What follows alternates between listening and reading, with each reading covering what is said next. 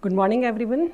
Today we'll learn about shock and to understand what is undifferentiated shock and to see how to approach the shock. Most of the time we are seeing the patients of shock in ED or in emergency department or in ICUs and in the wards also. So first of all, the objectives of the lecture. The objectives are: what is shock, how to define the shock, what is the pathophysiology of shock, what is the undifferentiated shock and how to approach that undifferentiated shock in an ICU or in emergency at bedside only. Now what is the definition of shock? Shock, it's a circulatory failure. What happens is there is a mismatch in the organ perfusion and demand. There is mismatch in the supply and demand of the oxygen and the nutrients. So there is inadequate organ perfusion and leading to tissue hypoxia, which could be because of the metabolic derangements, and ultimately there is an irreversible damage to the organ tissue which leads to death. So you have to recognize the shock at the early time only. So it's a systemic hypoperfusion which is because of the inadequate blood supply to the tissues. Now what is undifferentiated shock? Undifferentiated shock means that you know that the patient is in unstable stage, he is in shock, but you do not know the cause of the shock. He is about to die, he is in the peri-arrest condition.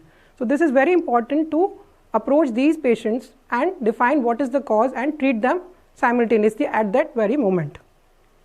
So something about the basic physiology of the shock. Every one of us have learned in physiology that the delivery of oxygen, it is dependent on the cardiac output, the hemoglobin and the oxygen saturations, which is very much least dependent on the arterial oxygen dissolved, and because this has been multiplied by 0.003. So the cardiac output, the hemoglobin of the patient, that is the amount of oxygen saturation, it is causing the oxygen delivery. So we have to see that the cardiac output, which is now related to the stroke volume and heart rate, and the stroke volume and heart rate, they together with the cardiac output and systemic vascular resistance, they are helpful to maintain the mean arterial pressure, which is very much required for the capillary flows. So if you are not able to get these things, the patient is in shock. So the stroke volume is dependent on the left ventricular diastolic filling and the myocardial contractility. This we can see those. The cardiac output is stroke volume into heart rate, which is dependent on the preload, the amount of filling, the contractility of the heart and the afterload. And all these things, they contribute to the oxygen delivery. Okay. So something now about the best pathophysiology of the shock. What happens in shock? When there is decreased perfusion, the physiological and biochemical changes take place at the cellular level, and these will lead to the acidosis because of the, you must have learnt about the Krebs cycle in your MBBS classes. So what is going on? The oxygen is being delivered and nutrients have been given at the cellular level. So this causes the changes, and once they go beyond the compensatory stage, then there will be irreversible damage to the tissue. The shock is generally of 3 stages. There is pre-stage, and then there is a shock stage, and then there is an end organ failure. So pre-stage is a compensatory shock, because so what happens when your body is fighting with this at the early stage, there is sympathetic nervous system augmentation. So there will be tachycardia, tachypnea, there will be peripheral vasoconstriction and changes in the systemic blood pressures. There if you start doing the maneuvers, then only you can save the patient's life. Then comes the shock stage, where is this is the early organ dysfunction stage. The patients are most of the time reaching either in your pre-shock stage or shock stage. Once the patient goes in the end organ dysfunction, then it is very difficult to get them back, because there is an irreversible oxygen organ damage and multi-organ failure and death. So now we have to evaluate the cause of the shock. The detailed evaluation will require the history, the laboratory investigations, the radiological investigations. So when you are seeing that, you have to reveal the etiology of the shock. And this is not only that one cause is there for the shock. Most of the time the patients have multiple causes of shock and multiple types of shock going on in them. So we have to take a detailed history of the patient with mainly focus on certain parameters, certain organs. Like if you are taking history, then you have to evaluate that the patient doesn't have the cardiac history. If he is having any chest pain, you have to see the prior information to take the datas. If he is having previous EKG or echo or CT scan to show the cardiac side chambers. Secondly, then adrenal disease. Suppose the patient is on the long-standing steroids or is having adrenal insufficiency, then this will also lead to irreversible damage. Then the history of venous thromboembolism. Venous thromboembolism, like patients with DVT prone, like pregnancy, or the patients who are on estrogen, or the cancer patients, solid organ tumors, they have very high hypercoagulable state and they are prone for DVTs, which can lead to one type of shock. Then the immunosuppressants, the invasive devices, which can lead to the frequent infections. This will also lead to that. Then recent procedures and trauma.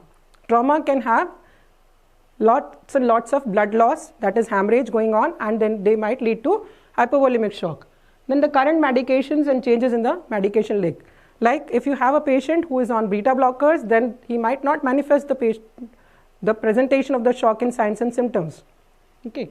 So when you are evaluating the shock, this is a very good picture which shows how to do the bedside evaluation. First of all, whenever the patient is there in your department, you put on the monitors to see what are the vitals going on, see what is the wide pulse pressure and narrow pulse pressure. How do you do that? You take the difference between the systolic and diastolic. If it is very narrowed, then it is a narrow. If it is wide more than 20, then it is wide pulse pressure. Wide pulse pressure is seen in the high cardiac output and narrow pulse pressure is seen in the low cardiac output. Then you have the echocardiogram, then you do the lung ultrasound, abdominal ultrasound, and see the skin perfusion simultaneously, like the capillary refill time, which should be less than 3 seconds. If it is more than that, that means the patient is going in shock. Fine. Then you see the color and the mottling. There are certain stages of the mottling seen, which will tell you the grade of the shock. So the presentation pearls are there. They are different. How the patient presents, and then there will be assessment pearls. The presentation pearls, like from head to toe examination, you start with the brain. So if the patient has decreased perfusion, the brain will be presenting in the altered mental status. Like the patient can be in the delirium, it could be new onset. There could be agitation, lethargy, and coma. And then the skin perfusion, which you have to see, the cold, clammy skin, and mottling starts. If the patient has warm, then this is a type of a different shock where you have distributive shock. If the patient has a history of some insect bite or some drug and presented with urticaria, angioedema, flushing or pruritus, then this is anaphylaxis going on. Then very important is to ask for the history of urine output. If he says that he has decreased urine output for the last 6-8 hours, 10 hours, 12 hours, then you have to think of that the renal tissue is not getting perfused and there is decrease in the urine output. Then there are certain non-specific, like the patient might complain that he is having malaise, tachycardia, palpitation, weakness, fatigue, and syncope. Fine. The presentation pulse to present is, now we come to the hemodynamics. When you have attached the monitors, you see most of the time you see that the patient's BP is not there. But it is not always that only BP will tell you about the shock. BP can be normal in a patient. Suppose the patient is of chronic hypertension, and if it is blood pressure is 100/60, then it is not easy to say that the patient is in shock or not. Maybe he is taking drugs, or if he is on beta blockers, then it may not manifest.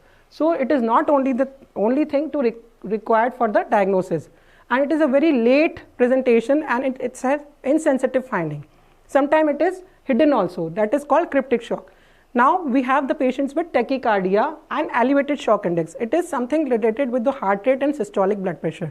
So if you have a heart rate of 100 and systolic blood pressure of only 100, that means the patient has a shock index of 1, which is prognosticating and telling you that the patient is unstable, because heart rate of 70 and blood pressure of 90 will give shock index less than 1, which should normally be 0.8 or 0.7. So this is significant. Okay. Now, there is bradycardia, there is tachypnea. The patient will have compensatory mechanisms to overcome the tissue perfusion, decreased tissue perfusion. There will be perk of increased work of breathing, and there will be hypoxia. Now, the labs which are very important, which you take, like CBCs, electrolytes, base deficit. The most important one is the lactate one. Why lactate? Because we all know that anaerobic metabolism is going on if there is decreased perfusion to the cell.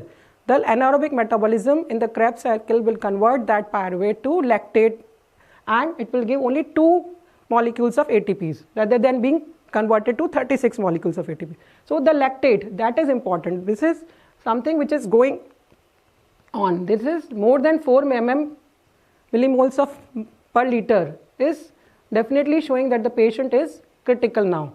What happens that lactate does not always say that it is if it is increased, that there is an elevation is causing a decrease in the blood pressures, which is leading to the lactate elevation. What in early phase there is endogenous epinephrine being secreted and which is getting converted to lactate. So this explains why lactate can be normal in shock patients also who have inadequate sympathetic nervous functions. And high lactate is very much worrisome for all of us. Then central venous oxygen saturation is one of the markers which tells you about the systemic perforation, especially in the patients of the septic shock. Now the extended electrolytes, which you should know that calcium, magnesium and phosphorus are very important for the cardiac contractility and to maintain the rhythm also. Then the base deficit, which is seen in the trauma. If you have hemorrhage, that will tell you the class of the shock. Class 1 to class 4 the shocks. Then CBC, which will tell you about the anemia, hemoglobin, coagulation studies, LFTs and blood cells. Sepsis evaluation is very important. If you are suspecting that the patient has infection, then you should take the blood cultures, you go for the urine analysis, routine important sputum culture, and send the procalcitonin and give the antibiotics empirically. Then for the hemorrhage, you do the type and cross match blood. Then the endocrine evaluation is very important in the patients. If you see that they are on the chronic steroids and they have not taken that, or the patient has adrenal insufficiency, or if the patient is having the thyroid storm, where you will see the levels of TSH and free T4. Now the radiological investigations which you can do at the bedside are EKG, which is very helpful to rule out the cardiogenic shock. Then chest X-rays to locate the pneumonia or to have the pulmonary edema to rule out the cardiogenic shock. Then CT if patient permits, and if the patient you are suspecting the pulmonary embolism, then you should go for the CT pulmonary angio to exclude, and the CT abdomen to exclude the septic shock. And the next is the very important one which has been started in 2001 and later on taken up, is the point of care ultrasonography, this POCUS, to evaluate the cause. If you have that in your department at the bedside, this is the best modality to use. So differential and categorization of the shock will depend on the use of the ultrasonography and physical examination of the patient. Fine. So what you see, what you can do at the bedside, you have to differentiate that patient of undifferentiated shock, what is going on. So there are different types of shocks. There's distributive shock, hypovolemic shock. Then this is obstructive shock because of the RV failure, tamponade and tension pneumothorax or autopep.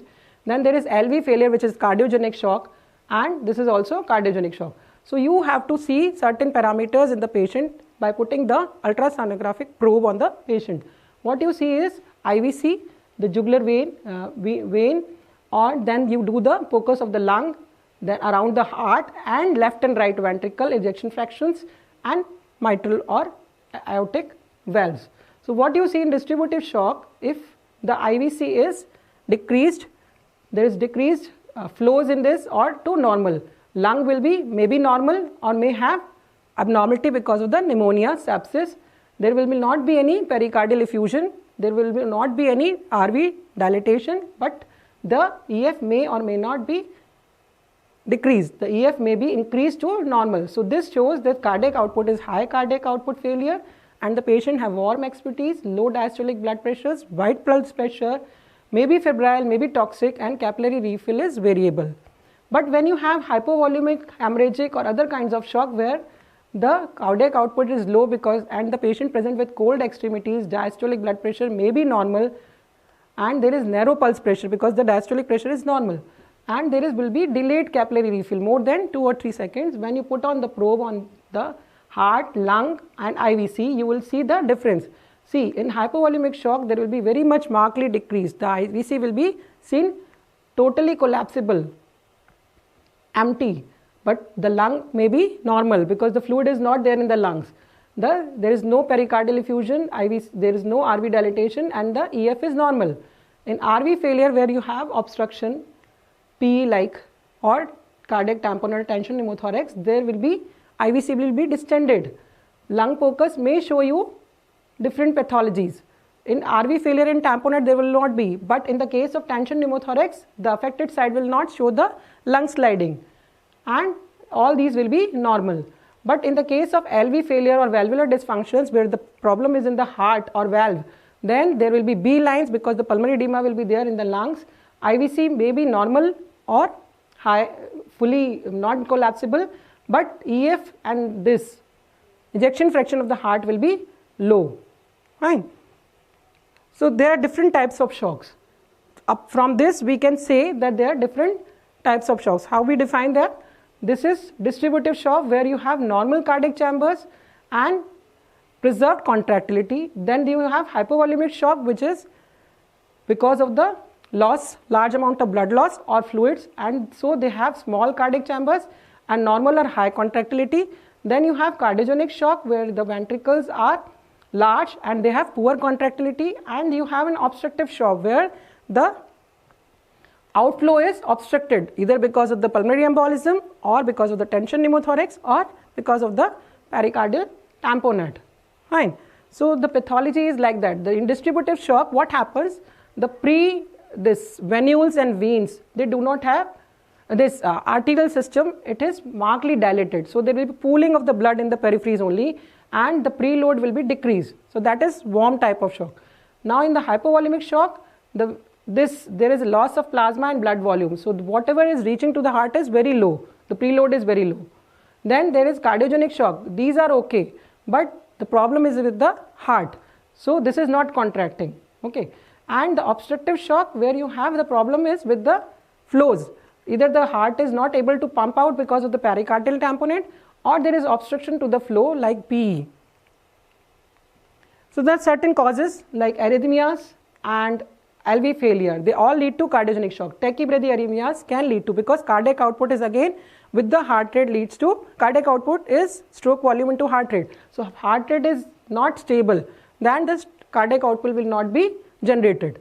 Then the hypovolemic shock like hemorrhage, the hypovolemic because of the vomiting, diarrhea or overuse of diuresis, suppose the patient is on drugs.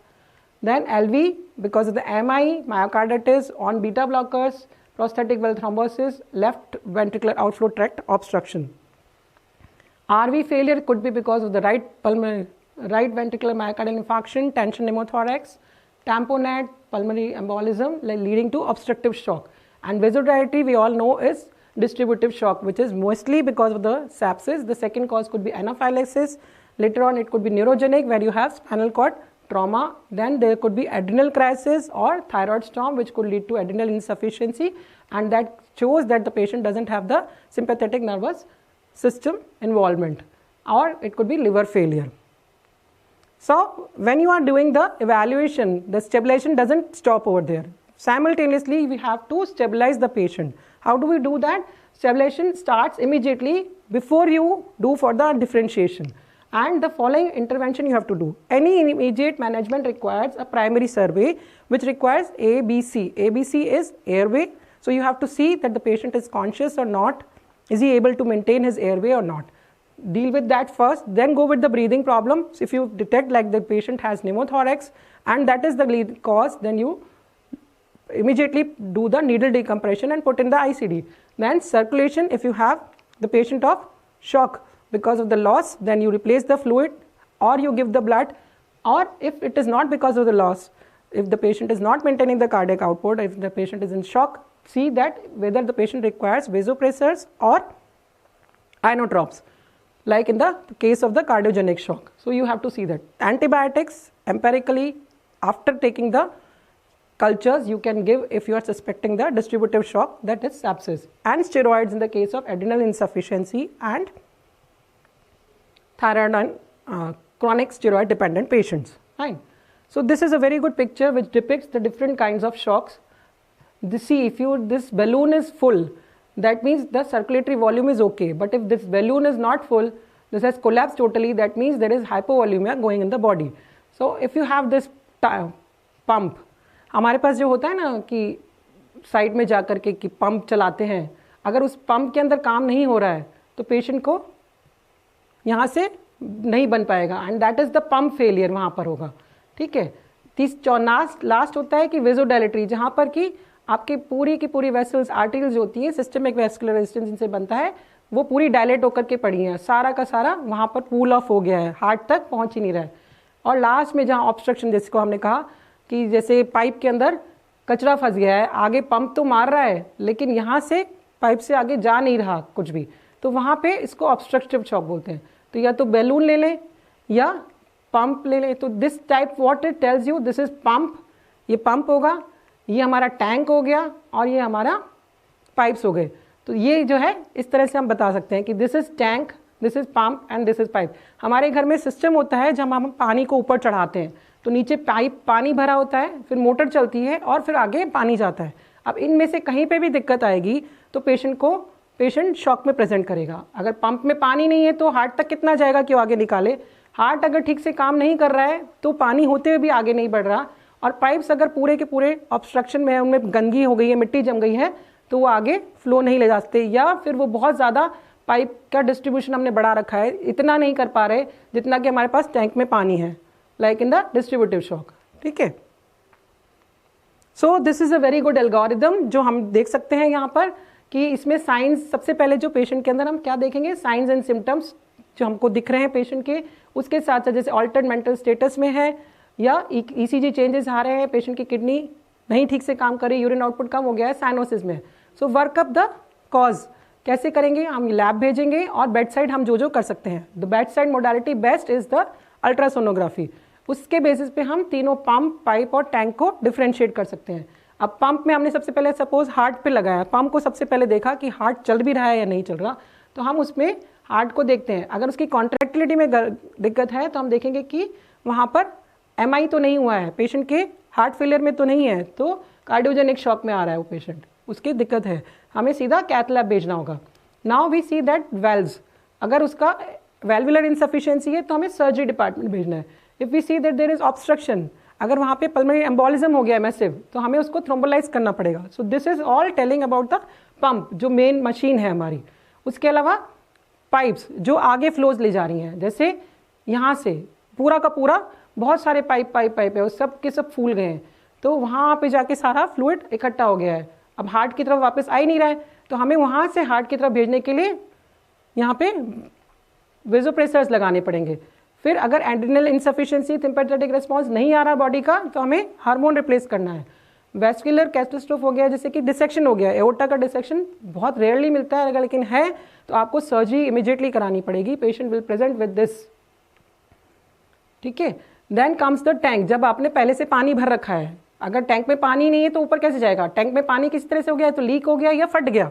अगर leak हो रहा है तो आप देखेंगे कि यहाँ से हेमरेज हो गया है बहुत बड़ा, जैसे ट्रॉमा में आया तो, ठीक है, मैसिव फ्लूइड लॉस हो गया, किसी को डायरिया चले जा रहा है 2 दिन तक, वो कुछ खा पी नहीं रहा और बहुत हो रहा है, तब फ्लूइड लॉस हो गया तो फ्लूइड रिप्लेस करना है। Then comes the venous return. So venous return क्यों ऑब्स्ट्रक्ट हो रहा है, या तो हार्ट तक आ नहीं रहा है या हार्ट से बाहर नहीं जा पा रहा, ऑब्स्ट्रक्शन आ गया टैंक के उसके बाहर, तो उसमें क्या है, tension pneumothorax, tamponade and abdominal compartment syndrome. So वहाँ पे आपको नीडल थोरेकोस्टमी करनी है, स्कैल्पेल लेना है। So this is all what we have learned about the shock in very short, but everything depends कि आप उसके अंदर बेड साइड पेशेंट को कितना जल्दी इवेल्युएट करते हैं एंड कितना जल्दी उसके साथ काम करते हैं, because shock has 3 stages. If the patient goes in the end of stage, then there is a irreversible damage to the organ and death is likely to happen. Okay, so we have to work very fast. That's it about the shock. In next class we'll learn how to approach the different shocks. Thank you.